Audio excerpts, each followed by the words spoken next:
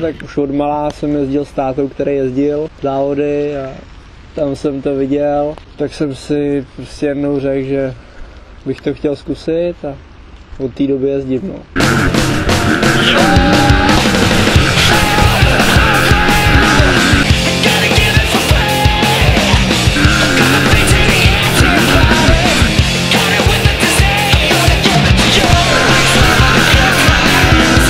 Když jsem si teda řekl, když jsem byl malý, že chci jezdit, mi bylo 4,5 let, dostal jsem k Vánocům motorku a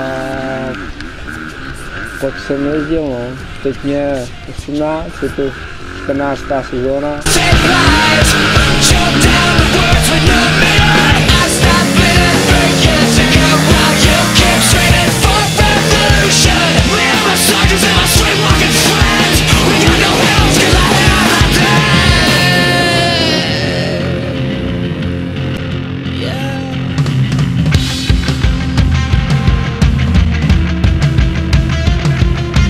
Jel jsem juniorský mistrák, World Cup a nějaký závod má velkýho mistráku. Jelikož jsem se zranil, tak jsem pak nejel jeden závod z mistráku juniorskýho a nevím, jsem tam asi 6.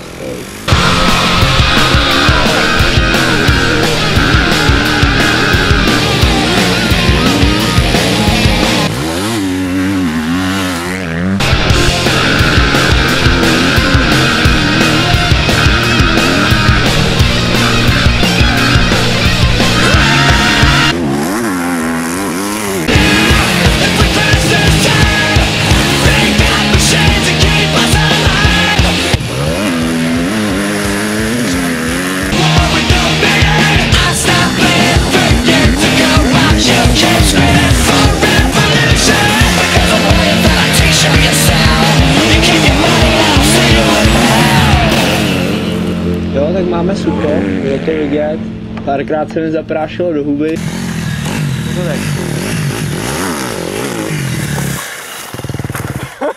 Ty piču, já jsem se na tebe podíval. Ale dobrý.